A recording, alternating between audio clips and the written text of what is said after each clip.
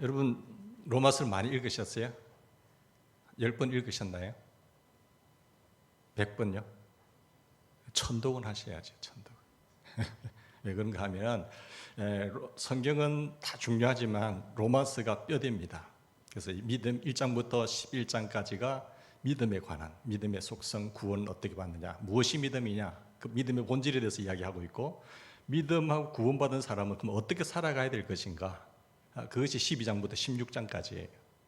16장까지인데 근데 14장 전체가 이 비판하지 말라 이런 것에 대해서 이야기를 하거든요. 그 16장까지 말씀인데 한 장 전체를 통틀어서 거기에 대해서 말씀한다는 것은 너무너무 비중이 크잖아요. 참 중요한 것 같습니다. 그러니까 구원받은 사람들이, 믿음 있는 사람들이 어떻게 살아야 될 것인가, 12장, 13장, 14장, 15장, 16장 5장 중에서 한 장 14장 전체가 그렇다는 것은 중요하다는 뜻이겠죠. 저는 세상 사람들이 교회를 사오는 것으로 여기는 것이 참 마음이 아팠어요. 참 불편하고 속이 상했습니다. 왜 사람들이, 불신자들이 교회는 사오는 것인가? 다들 교회 가서 교회는 천국과 같고, 교회를 사모하고, 교회 가면 복 받고, 교회는 좋고 이렇게 그리워해도 참 올똥말똥 하는데, 교회는 사오는 곳이다. 교회 왜 가? 교회 가서 얼굴도 붉히고 인사도 안 하고 험담하고 비판하고 남의 말하고 그렇게 심어주면 전도는 되기는커녕 엄청난 아픔과 하나님이 굉장히 불편하실 것이라고 생각합니다. 제 마음이 이런데 우리 아버지는 어떨까 그런 생각이 들어요. 근데 그것도 속상하지만 하나님께서 얼마나 아프실까를 생각하면 저도 마음이 아픕니다만, 더 안타까운 것은 교인들이 싸우는데 익숙해진 거예요. 그렇게 하고도 무감각하다는 겁니다. 예사롭게 교회에서 다른 사람을 비방하고 비판하고 남의 말하고 하는 것이 전혀 감각이 없는 거예요. 그게 더 속상한 겁니다. 교인들끼리, 즉 하나님을 아버지로 섬기는 형제 자매들끼리, 형님이 나니 동생이 나니 비난하고 다투고 대립하고, 이게 무감각하다는 거예요. 사실 이렇게 되면 세상이 뒤집힐 정도 깜짝 놀라야 될 거잖아요. 당신 지금 뭐 하냐? 그렇게 되는데 전혀 감각이 없는 거예요. 일하러 모였다고 모여서도 서로 위로하고 서로 격려하고 이런 것이 아니라 서로 대립하고 비판한다고 한다면 그거는 참 기뻐할 일이 아니라고 생각합니다. 심지어 다 잘해보자고 하는 것이지요. 그렇게 긍정적으로 생각하는 것이죠. 그러나 이런 것에 익숙해지면 안 됩니다. 익숙해질 일이 따로 있죠. 이런 싸우는 일에, 남의 말을 하는 일에 익숙해져가지고 어떻게 하려고 그랬어요. 저는 어렸을 때 교회 어른들이 싸우는 것이 이해가 안 됐어요. 정말로 교회에서 왜 싸워? 정말 이해가 안 된 거예요. 교회는 참 행복한 곳이고 좋은 곳이고 하나님의 사랑이 가득한 곳이고 힘들다가도 교회 와서 기도하면 힘이 나고 그렇게 생각했는데 어른들이 싸운단 말이에요. 그러니까 친구들이 많이 떠났어요, 교회를. 여러분, 새가족들이 교회에 와서 먼저 믿는 사람들끼리 다투고 대립하는 것을 보면 어떻게 하시겠어요?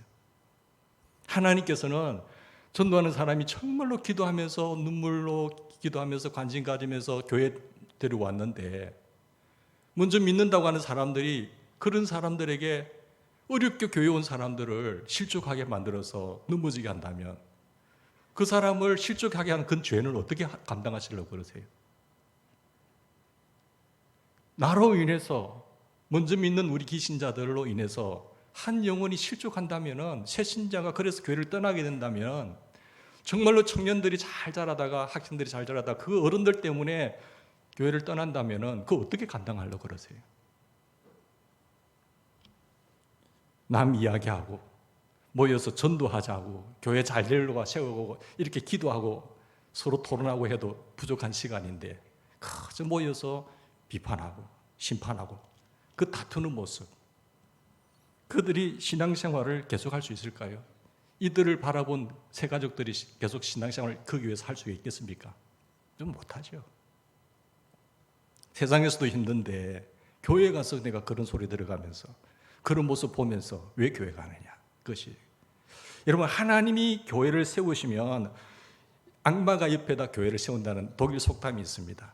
그러니까 하나님의 교회 따로 있고 악마 교회, 마귀 교회가 따로 있는 것이 아니라 어느 한 순간에 한 교회가 어느 순간에 하나님의 교회가 되기도 하고 마귀 교회가 되기도 하는 거예요. 그러므로 마귀에게 속으면 안 됩니다.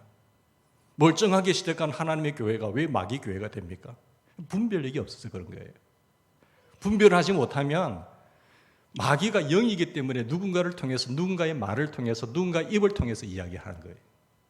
저건 분명히 마귀 짓인데, 성령님도 영이거든요. 하나님도 영이기 때문에 누군가를 통해서 누구를 도구로 사용해서 일을 하세요. 분별을 해야 되는 건데, 우리 안에 일어나는 일들이 하나님으로부터 온 역사인지 마귀로부터 온 역사인지 분별을 하셔야 돼요. 그래서 로마서 8장에 보면 하나님의 영이 없으면 그리스도의 사람이 아니라고 했잖아요. 그리스도의 영은요, 생각 자체가 달라요. 생각이 생명 살리는 일에, 하나님 기뻐하시는 일에 생각이 오게 되고 그 생각이 말로 놓는 겁니다. 그래서 생각 전쟁에서 패배하면 지는 거예요. 누구의 생각을 따라서 나오느냐, 그 생각 정리를 잘해서 그 생각이 말이 되고 행동이 되고 그게 반복이 되면 습관이 되는 거예요. 근데 여지없이 그게 분별력이 안 되게 되면 굉장히 혼란스러워지는 것입니다. 우리가 제대로 된 은혜 받은 사람이라고 한다면 교회 안에서 다투는 일을 보았을 때 세상이 뒤집을 일들처럼 놀라야 되는 거예요. 근데 전혀 반응이 없다. 그렇네. 수긍하고 동의하면 큰일 나는 거죠. 여러분, 마귀가 역사하는 것이기 때문에 그걸 구분하라는 것입니다. 마귀가 나 마귀다 하고 이렇게 흉측하게 나타납니까? 아니죠. 그 사람 속에 생각을 집어넣어 버린 거예요. 마귀가 가룟 유다에게 예수님을 팔려고 하는 생각을 집어넣고 생각에 집어넣어서 그게 옳게 받아들여 버리면 말하게 되고 행동하고 움직이게 되는 거예요. 그래서 성경의 가장 핵심되는 로마서에서 제일 중요한 장이 8장인 것처럼 8장을 암송을 하셔야 돼요. 8장. 여러분, 바울이 14장 한 장 전체를 통해서 교인들끼리 서로 비판하지 말고 정죄하지 말라 이렇게 교훈하고 있잖아요. 이 겉면이 중요하지 않다는 건 아니지만 한 장 전체를 들어서 이야기한다는 것 자체가 좀 과하다고 생각하지 않으세요? 그러나 중요합니다. 20절 말씀 보십시오. 왜 중요하냐면 20절에 여러분 보세요. 20절 말씀. 음식으로 말미암아 하나님의 사업을 무너지게 하지 말라는 거예요. 그 먹는 문제 때문에, 사소한 일들 때문에 하나님의 사업을 무너지게 하지 말라. 여기 하나님의 사업이 뭔가 하면은 하나님이 이룩해 놓으신 거예요. 하나님이 세우신 거예요. 그게 교회 공동체입니다. 하나님이 이룩해 놓으신 것, 이 사업을 그런 문제 때문에 망가뜨리지 말라는 거예요. 무너지게 하지 말라는 거죠. 저는 하나님이 이룩해 놓으신 것, 이 교회가 얼마나 중요한지 압니다. 어떻게 하다 보니까 교회가 생기고요, 교회가 그냥 모이지 않았습니다. 여러분, 한 사람 한 사람 다 구원받은 사람들이 이곳에 누가 성령께서 하나 되게 하셔서 모이게 하셨잖아요. 이 교회가 그냥 세워졌습니까? 순교자들의 선배들의 피땀 흘린 눈물에 의해서, 헌신과 봉사에 의해서 이 교회가 지금 세워지고 있잖아요. 그 70년 역사를 온 거예요. 하나님께서 이 교회를 세우기 위해서 여러분 한 3명 구원하기 위해서 그 아들을, 독자를 십자가에 못 박아 죽이셨어요. 우리는 다 죄사함 받은 사람입니다. 죄를 가지고는 지옥 가야 되기 때문에 내 지옥 안 보내기 위해서 주님이 그 값비싼 대가를 지불하고 우리를, 교회를 세운 거예요. 피로 값주고 세운 교회입니다. 근데 그걸 내가 망가뜨린다? 이 하나님 교회 공동체를 망가뜨리지 말라. 무너뜨리게 하지 말라. 그거는 망가뜨리게 한 자체가 누가 할까요? 그 마귀가 하는 거지. 어둠의 영이 성령인지 마귀의 영인지 악령인지 구분이 안 되면은 여지없이 나는 그의 도구가 되어버리는 거죠. 여러분, 성령으로 임하셔서 하나 되게 하신 이 교회를 누가 세우셨어요? 하나님이 세우셨어요. 오늘 우리 자체가 여기 있는 것은 주님이 나를 대신해서 십자가에 피 흘리고 세우신 하나님의 자녀들입니다. 하나님의 백성들이에요. 그런데 어찌 그리 쉽게 싸우고 깨뜨립니까?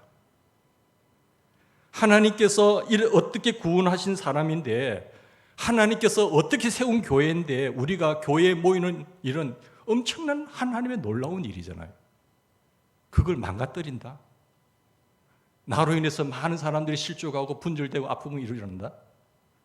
그건 하나님 앞에 다 심판되었을 때 어떻게 감당하시려고 그럽니까? 제가 지금까지 여기 와서 열심히 목회를 하고 수고를 하는데 그걸 목사를 비판하고 이렇게 하고 무너뜨린다. 제가 속이 상하겠어요? 안 상하겠어요? 속이 상하죠.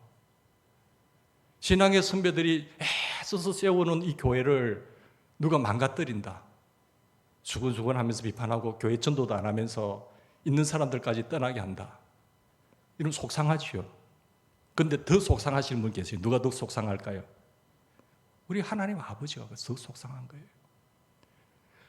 우리 아버지가 볼 때는 내가 어떻게 세운 교회인데, 내가 저 사람을 어떻게 구원한 백성인데, 네가 조금 더 똑똑하다고 그 사람을 비판하고 그렇게 한다? 하나님 더 속상한 거예요. 너 정말로 내가 너를 사랑해서 구원했지? 저 사람도 네가 비판하는 그 사람도 내가 사랑하고 피 흘리면서 구원한 그 사람이야. 하나님의 관점을 보면 아무 문제가 아니에요. 여러분, 하나님이 세우신 이 교회 사람들을 비판하는 것 여러분 신중하게 생각하셔야 돼요. 심각하게 생각하셔야 돼요. 실제로 교회 안에서 이런저런 문제 때문에 의견이 안 맞을 때가 있잖아요. 어떻게 다 수백 명이 모이면 다 같은 생각을 갖겠어요. 의견이 안 맞을 때가 있고 서로 비난하는 일이 생길 수 있습니다. 그러나 싸울 일은 아니에요. 그것 때문에 얼굴 붉히고 인사도 안 하고 서로 대립하고 산다는 그거는 아니죠. 그게 하나님을 다 아버지로 모신 형제자매 맞습니까? 아니에요. 그건. 의견이 다르면 조율하면 되는 거예요. 그죠? 미국의 한인교회에서 선교사님을 돕는데 그 선교사님이 보신탕 먹었다는 이유 때문에 교회가 분열됐어요. 계속 이 선교사를 구원해야 될 것이냐 말아야 될 것이냐 그렇게 하다가 교회가 나눠지게 되었습니다. 로마 교회, 지금 로마서를 보낸 편지 로마 시대 교회, 그 시대 교회가 무엇 때문에 교회가 어려움이 있었죠? 고린도 교회가 왜 어려웠죠? 왜 파당이 생겼죠? 그걸 교훈하는 거예요. 이방 신전에 바쳐진 그 고기를 먹어야 되느냐 먹지 말아야 되느냐 먹는 문제 때문에 그랬잖아요. 이 고기를 먹어도 되느냐 안 먹어도 되느냐 그 문제였어요. 그러니까 지금 우리가 입장에서 볼 때면 그 문제가 될 겁니까? 하나도 문제가 안 되잖아요. 보신탕 먹으면 어떻고 굽 달린 거 먹어야 된다. 내시경질 하는 거 먹어야 된다. 그건 주님 십자가의 사건에서 일어나서 제사 제도는 다 이루셨잖아요. 그것이 구원받는데 전혀 상관없어요. 그것 가지고 싸울 일입니까? 그러니까 큰 것을 보지 못하면 작은 지엽적인 사소한 것 때문에 얼굴 붉히고 싸우는 거예요. 물론 의견은 제시할 수 있죠. 그러나 서로 의견은 조율하면 되잖아요. 무엇이 중요한지, 마귀가 교회를 깨뜨리려고 하는 본질이 무엇인지를 파악을 하셔야 돼요. 여러분, 객관적으로 보았을 때 시간이 지나고 나면은 정말 싸울 일 아닙니다. 시간 지나고 보니까 내가 그때 왜 그랬던 거라는 생각이 들잖아요. 그러니 우리가 교회 안에서 서로 다투고 얼굴 붉힐 일이 있으면 명심해야 됩니다. 이 문제가 하나님께서 십자가와 성령으로 이루신 교회를 분열시킬 만큼 중요한 문제냐? 네? 그 정도가 되면 싸우셔도 돼요. 목숨 걸고 싸우셔도 돼요. 정말로 마귀가 교회를 완전히 하나님 교회를 무너뜨리려고 할 때 비진리가 들어와서 성경 말씀이 아닌 것을 가지고 했을 때는 목숨 걸고 싸우셔야 돼요. 그런데 그때도 먹는 문제, 아주 작은 문제들이에요. 해방 이후에 한국 교회가 왜 착 분열됐죠? 신사참배 문제 때문에. 지금 어른들이 그때는 다 회개하고 했지만은 그때는 지나고 보면은 이런 문제인데 그때는 재건파가 옳으니 아니니, 당신들이 옳으니 아르니, 또 정치 좀 하기 위해서 자리 잡기 위해서 총리하기 위해서 나눠버리고 내가 여기서 못할 것 같으니까 분열해서 내가 여기서도 노회장, 저기서도 노회장, 여기도 총회장, 저기도 총회장 하면서 나눠진 거예요. 지나고 보면은 중요하지 않아요. 어느 때는 강한 확신으로 내가 한 일들도 보면 지나고 보면 그럴 문제가 아니었는데 그때 왜 그랬던가? 여러분 13절 보세요. 그러므로 이제부터는 서로 남을 비판하지 마십시오. 형제자매 앞에 장애물이나 걸림돌을 놓지 않겠다고 결심하십시오. 이제 우리 신앙생활을 할 때 남을 심판하지 않겠다고 하는 분명한 결단이 있어야 됩니다. 어떻게 구원하고 하나님께서 어떻게 세운 교회인데 내가 그렇게 할 수 있습니까? 나는 옳다고 하더라도 내가 비판하는 그 사람도 하나님이 볼 때는 귀한 사람이에요. 소중한 사람이에요. 여러분 21절 보십시오. 21절에 다음과 같이 건면합니다. 고기를 먹는다든가 술을 마시다든가 그 밖에 무엇이든지 형제 자매를 걸려 넘어지게 하는 일을 하지 않는 것이 좋다는 거죠. 먹는 문제, 마시는 문제 때문에 형제로 거리끼가 하는 일을 아니함이 아름답다는 것이에요. 지금 우리는 고기 문제로 다투지 않습니다. 그죠? 지금 우리는 뭐 문제 가지고 다투지요? 지금 문화에서는 술 문제, 술을 마시는 문제는 여전히 예민하지 않습니까? 예수를 믿는다고 하면서도 술을 마시는 거예요. 마음이 불편해지죠. 근데 사실 술 문화도 사실은 보면은 어땠습니까? 우리나라가 하도 그 술로 인해서 사람들이 제정신을 못 차리고 생활하니까 선교사님들 들어와서 우리 교회만큼은 술 마시지 말자. 좀 정신 똑바로 차리고 살자. 그래서 금지령을 내려서 법을 만드는 거예요. 저 사람은 진짜 구원받은 사람인가? 술 마시는 것 때문에 저 사람 정말 구원받았어? 거기까지 의심하는 사람이 있어요. 중직자나 목회자가 그런 모습을 보면은 그런 정죄하는 마음으로 갔습니다. 저 사람 진짜 예수 믿는 사람 맞아? 그러면서 정죄하죠. 그러나 하나님께서는 사람 되시고 하나님께서 예수님께서 십자가에 달려 피 흘려 돌아가신 것은 그 구원하신 그 영혼이잖아요. 주님이 십자가에 피 흘려 돌아가시면서까지 구원하시고 하나님의 자녀 삼으신 그 영혼을 술 마시는 것 때문에 내가 정죄하고 심판하고 구원을 부인할 만큼 그것이 그렇게 심각합니까? 술 마신다고 해서 구원 못 받을까요? 아닙니다. 한국교회 보수적인 교회는 음주를 금기하지만은 전 세계 교회는 다 음주를 다 허용해요. 자연스럽게 술을 마시는 교인들이 있습니다. 그렇다고 해서 박성근 목사 저 술 뭐 잘 마셔도 된다 하더라. 그렇게 하지 마시고 다 고기 마시면서 술 한잔하고 하면 어때요? 근데 우리나라만큼은 보수적인 교회들은 그렇게 알아요. 술 마시는 것이 지옥에 갈 것처럼 정죄합니까? 정죄가 됩니까? 성경이 어느 구절에 그렇게 되어 있습니까? 아니잖아요. 그런데 그것 때문에 서로 마음 불편하고 힘들어하는 거죠. 주님은 그를 위해서 십자가에 피 흘려 구원시켰어요. 하나님 자녀 되게 하셨어요. 술을 마시는 사람들은 나름대로 논리를 가지고 있죠. 이건 지금 문화잖아요. 젊은이들 보면 이게 문화라고. 여자들도 술 마시고 그렇게 하는데 일종의 문화라고 죄책감이 없을 뿐만 아니라 오히려 술을 안 마시는 사람을 믿음이 없는 사람이라고 그렇게 말을 하더라고요. 근데 그런 것 때문에 당신, 자 우리 회식하는데 왜 술 안 마셔? 뭐 콜라 듣는 게 뭐야? 다시 술 따라가 마셔. 강요해서도 안 된다는 거예요. 그것도 넌센스예요. 술이 죄는 아니지만 그걸 뭐 또 좋다고 강요를 할 이유는 뭐가 있겠어요? 안 그렇겠어요? 그걸 해야 되느냐 말아야 되느냐 그것 때문에 얼굴 붉히지 말자는 겁니다. 14절 보십시다. 14절에 보시면 내가 주 예수 안에서 알고 또 확신하는 것은 이것인데 무엇이든지 그 자체로 부정한 것은 없고 다만 부정하다고 여기는 그 사람에게는 부정한 거예요. 그러니까 하나님께서 술 마시는 것을 기뻐하지 않는다고 하는 사람들에게 억지로 술을 마시는 것, 그것으로 인해서 무서운 죄를 짓는 거죠. 그 사람은 그 사람들의 나름대로 그걸 지키는데 그걸 내가 왜 강요하느냐는 거예요. 내가 당신은 술 마시지 마세요 하는 것처럼 강요하지 말고 당신도 술을 마셔야 돼 라고도 강요해서는 안 되는 거예요. 그죠? 서로 믿음으로 하는 거지. 부정하다고 여기는 그 사람에게는 그것을 부정하다고 여기는 그 사람에게 강요하는 일은 그를 매우 타락시키는 거예요. 의심을 하면서 23절 보십시다. 의심을 하면서 먹는 사람은 이미 단죄를 받은 것, 정죄받은 것이고 그것은 믿음에 근거한 것이 아니기 때문이죠. 믿음에 근거하지 않는 것은 죄인 거예요. 그래서 마음속으로 끄름직해. 나 이 불편해. 나는 하지 말아야지.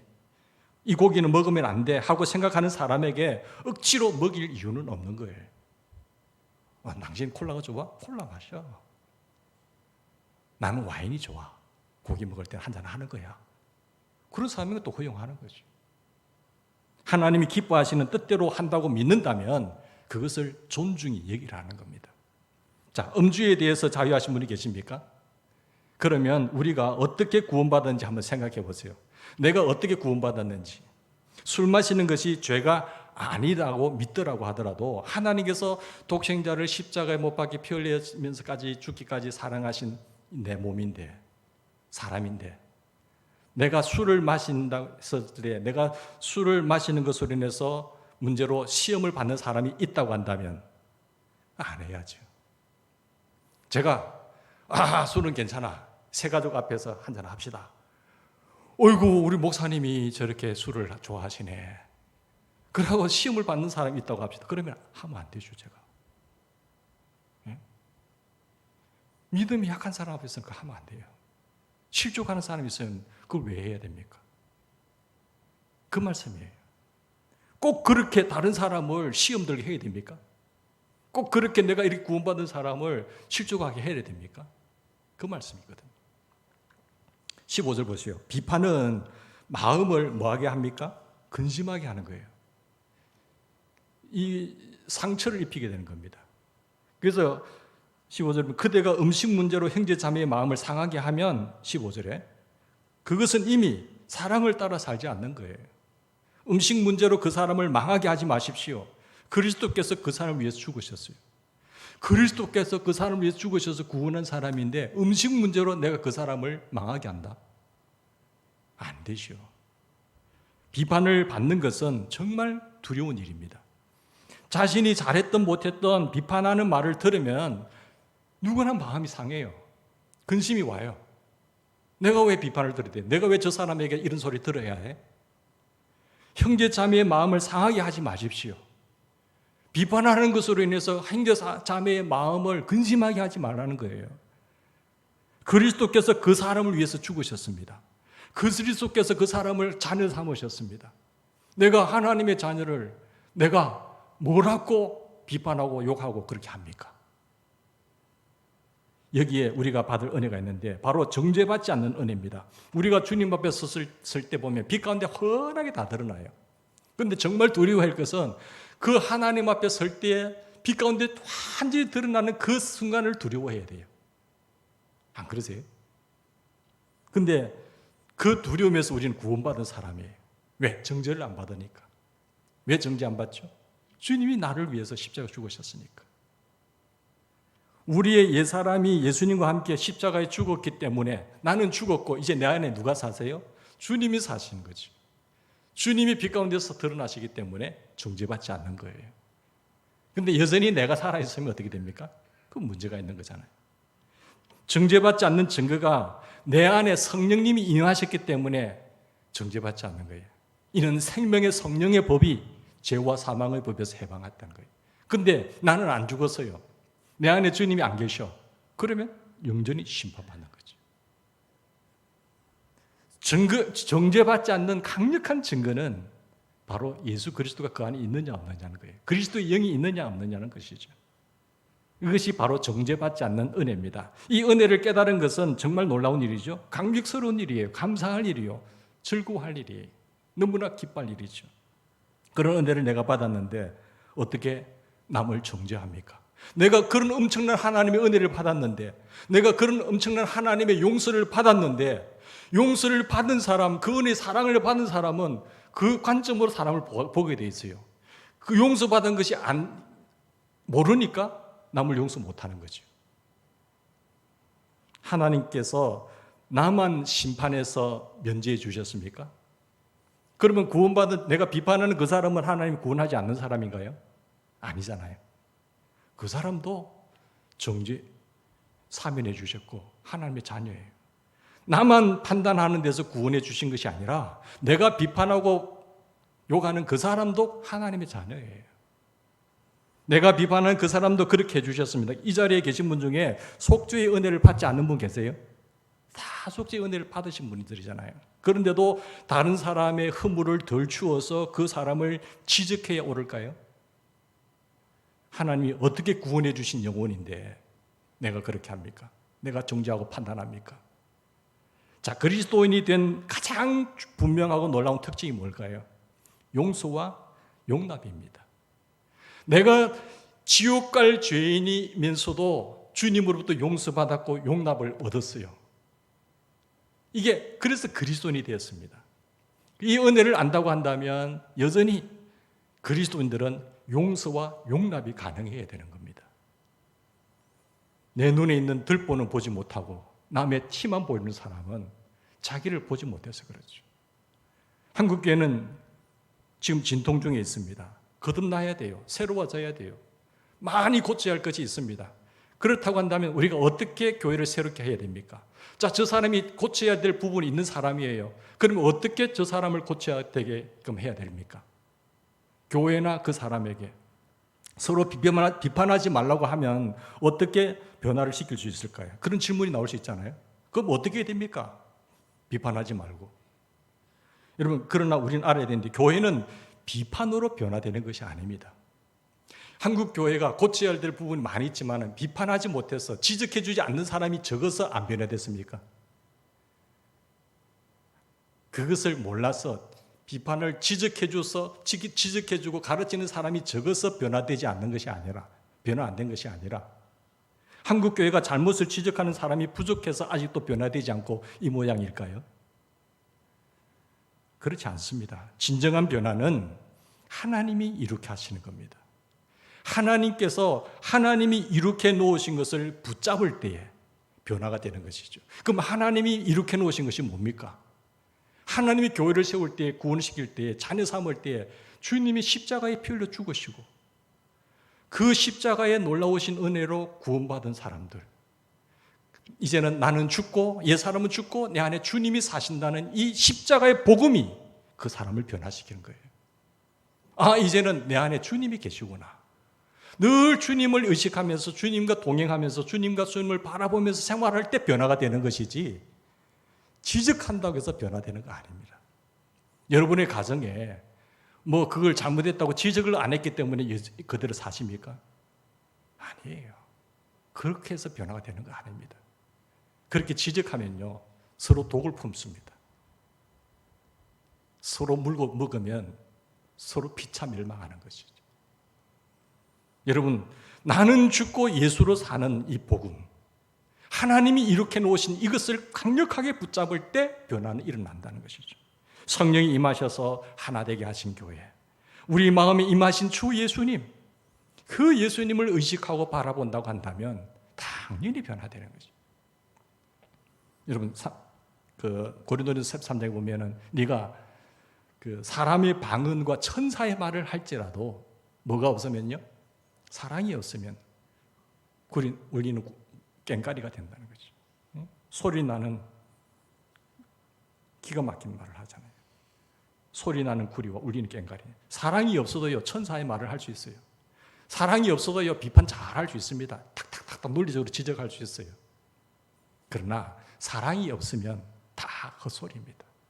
울리는 꽹과리예요. 능력이 없습니다. 말은 기가 막히게 해요. 비판은 확실하게 해요. 기가 막히게 하지만 그것으로 인해서 변화 안 일어납니다. 진심 어린 사랑스러운 말로 할 때에 변화가 일어나는 거죠. 옳은 일이라고 하더라도 정말 그 사람을 아끼고 사랑하는 마음으로 타이를 때에 변화가 되는 거예요. 그러니까 눈물이 변화시킨다고 했잖아요. 정말로 그 사람을 사랑하면서 기도하면서 교회를 사랑하면서 눈물로 기도하면서 사랑하는 마음으로 이렇게 했으면 좋겠습니다 라고 지적을 하면 다 바뀌죠. 그런데 비판 아닌 비판으로 정죄하고 하면은 서로 싸우는 거예요. 그러면 우리가 고쳐줘야 할 사람이 있어요. 고쳐줘야 할 사람이 생겼을 때 어떻게 될까요? 고쳐줘야 할 새로운 공동체를 만들려고 할 때 어떻게 해야 됩니까? 16절 보십시다. 그러므로 여러분이 좋다고 여기는 일이 도리어 뭐가 되지 않도록 하랬어요? 내가 하는 일이 선한 거예요. 어려운 거예요. 그런데 그 일이 비방을 받지 않도록 해라는 거예요. 내가 그 사람에게 고쳐줘야 할 말을 꼭 해야 되겠는데, 이 교회를 새롭게 해야 되게 만들어야 되겠는데 어떻게 해야 됩니까? 그것이 비방거리가 되면 안 되는 거예요. 아무리 선한 일이라고 하더라도 비방거리가 되면 안 되는 거죠. 내가 누구를 고쳐주고 할 때, 공동체 새로 할 때에 좋은 의도로 잘 해보려고 한 일이 비방거리가 될 수 있다는 겁니다. 저 교회 봐, 저 교회. 저 교인들 봐, 저 교인들. 왜 그랬을까요? 서로 싸우기 때문에 비방거리가 되는 거예요. 완전히 그는 마귀가 좋아하는 박수치는 마귀의 밥이 됩니다. 풍비박산이 되어버려요. 그러면 비방거리가 되지 않게 하려면 어떻게 해야 되죠? 자신을 먼저 점검하라는 거예요. 자신을.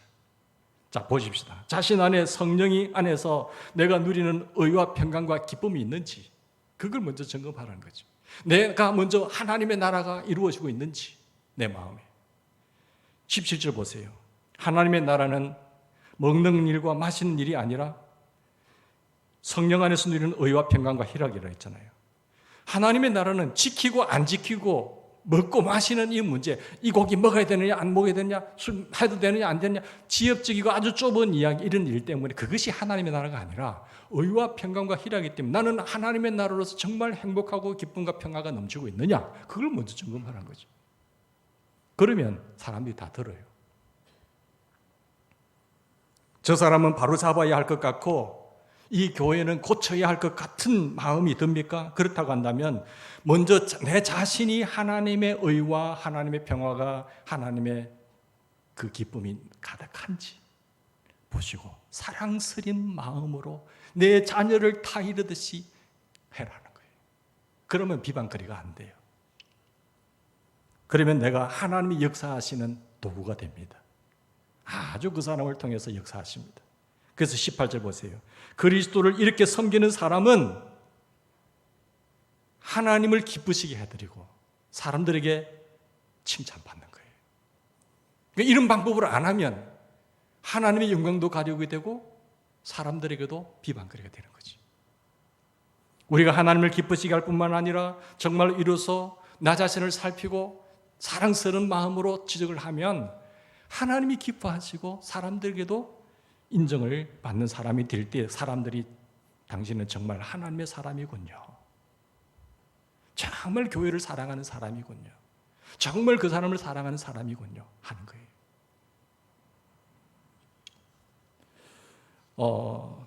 우리가 정죄하거나 판단하거나 심판하지 않고 눈물과 하나님의 그 놀라운 사랑으로 섬기면 서로가 서로를 변화시킵니다. 엄마 아빠에 의해서 매로 단련된 자녀는 정말로 좋은 사람이 안 돼요. 어느 정도는 고쳐지겠지만 엄마 아빠의 눈물과 사랑으로 큰 자녀는 반듯하게 큽니다. 그 말을 존중히 여기는 거예요. 엄마 아빠는 나를 사랑해서 그런 거야. 그것이 보여져야 돼요. 그냥 교훈만 하고 그냥 맷만 들고 하는 자녀는 엇나가요. 그리고 그것도 모범적으로 보이지도 않으면서 엄마는, 아빠는 이러면서 엇나간다는 사실이죠. 교회가 든든히 서가기 위해서는 이 하나님의 방법, 내 안에 주님이 사시는 그 방법, 사랑의 마음으로 내 안에 먼저 하나님 나라가 이루어지는 그 마음으로 바로 세우고 고쳐주고 하는 것입니다. 진정으로 교회 공동체를 세우고 싶습니까? 그렇다고 한다면 사랑으로 하셔야 돼요. 그것만이 유일한 방법입니다. 하나님이 우리를 어떻게 거듭나게 하셨죠? 매를 들어서 거듭나게 하셨습니까? 아닙니다. 하나님께서 우리를 거듭나게 하시고 새 사람 되게 하시고 자녀 삼으신 것은 사랑이었어요. 하나님의 사랑은 측량할 수가 없죠. 십자가를 바라볼 때마다 나를 이렇게 사랑하시나, 나는 지옥 갈 사람인데.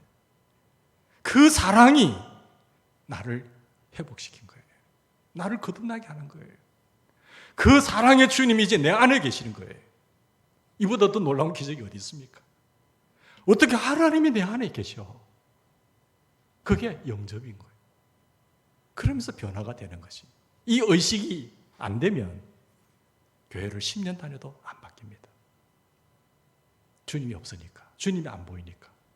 그래서 예수님을 바라보고 예수님과 늘 동행하면 의와 평강과 희락이 이루어지고 그런 사랑의 사람이 될 때에 우리를 인해서 새로워질 줄 믿습니다. 십자가 사랑 때문에 변화가 이루어진 것처럼 그런 사람이 있을 때 하나님을 기쁘시게 하고 사람들에게도 인정받고 칭찬을 받게 됩니다. 우리가 진정 사랑으로 한다고 인정한다고 한다면 어떤 말이든지 다 받아들이게 되죠. 그러므로 서로 화평하는 것과 서로 덕을 세우는 일에 힘써야 된다고 19절에 말하고 있습니다. 19절 보십시오. 그러므로 우리는 서로 화평을 도모하는 일과 서로 덕을 세우는 일에 힘을 쓰셔야 돼요. 다른 데 힘을 쓰는 것이 아니라 내 말하는 것이 내 행동이 덕이 되느냐? 정말로 내가 하는 말이 정말 화평이 이루어지느냐? 그걸 보셔야 되죠. 어떤 사람을 볼 때 그 사람의 허물이 보이고 지적해야 될 일이 있습니까? 그럴 때 먼저 우리 눈을 하나님께서 그 사람에게 행하시는 일을 볼 수 있기를 바랍니다. 아, 하나님이 저 사람에게 어떻게 했지? 아, 그렇구나. 그 관점으로 볼 때 바른 말이 나올 수 있죠. 하나님께서 하나님이 내게 주신 은혜와 똑같은 은혜를 내게만 주신 것이 아니라 그 사람에게도 주셨구나. 아, 내 형제구나. 아, 형님, 그러면 되겠어요? 아우야, 그러면 안 되지. 형님 하는 거 잘 봐. 난 너 사랑하니까. 이쪽 너가 교회 덕이 안 되는 것 같다. 너 좀 바꿔주면 안 되겠니? 이렇게 하면 와, 안 바뀌겠어요? 다 바뀌지. 형님, 에이, 형님 교회 다닌다면서 그렇게 되겠어요? 비아냥거리는 소리가 아니라 형님, 우리 덕이 안 되는 것 같습니다. 접읍시다. 이렇게 나와야죠. 그 사람을 위해서 하나님 대신께서 죽으신 그 사람이라고 한다면 가능하죠. 아직까지 그의 육신이 연약하고 믿음이 약할지라도 하나님께서 그 사람에게 주신 은혜는 비교할 수 없을 만큼 큽니다. 아직은 영적 수준의 믿음이 약해서 육신에 사로잡혀서 미약하지만 그래도 그 사람은 하나님께서 베푸신 은혜와 사랑을 입은 사람이잖아요. 내가 그 사람에게 함부로 말하거나 그의 심령을 상하게 할 수 있는 것을 정말 조심하셔야 돼요. 그 연약함을 보기보다도 그에게 역사하시는 하나님의 은혜를 볼 수 있는 눈이 열리길 바랍니다. 그 눈이 열리면 기다려줄 수 있어요. 바뀔 거야. 용서와 용납이 가능한 거지. 교회 공동체를 볼 때도 마찬가지입니다. 못마땅한 일이 있고 잘못된 일이 보이더라도 하지만 그 전에 성령께서 역사하시고 계시는 일을 보셔야 돼요. 아, 하나님께서 이 백성들을 사랑하시고 또 예배드리게 하시는 이 일을 보셔야 되는 거죠. 나의 어려움 때문에, 나의 비판하는 그 일 때문에 교회가 세상 사람들에게 조롱거리가 되고 마귀에게 기뻐할 일이 된다고 한다면 그 일은 중단해야 됩니다. 무조건 중단해야 돼요. 가정 문제도 마찬가지예요. 똑같아요. 우리 봉사부서에 모일 때도 마찬가지예요. 봉사의 기간에 모였을 때도 그거 사소한 일, 아주 다투는 일 때문에 파 날리고 인상 부리고 그럴 필요가 없다니까요. 무엇이 중요한지를 먼저 보시고 내 의견이 반영이 안 된다고 하더라도 다수 그러면 접어야죠. 그런 넓은 마음이 있어야지. 속 좁은 마음을 가지게 되면 내 마음 상하게 되고 다른 사람 불편하게 된다는 것입니다. 우리의 가정의 문제가 내 힘으로 할 수 없는 일이 있다고 하더라도 하나님이 이렇게 놓으신 일을 바라보고 승리한 우리가 되길 바랍니다. 그래서 우리가 성령으로 하나 된 교회, 정말 주님이 기뻐하시는 천국과 같은 교회, 우리의 사명을 가지고 한 마음을 다 합하면 정말 주님이 원하시는 기뻐하시는 교회로 살아갈 수가 있습니다. 그런 아름다운 교회를 꿈꾸면 믿음의 동력자가 되기를 주의 이름으로 축원합니다. 우리 같이 기도하십시다.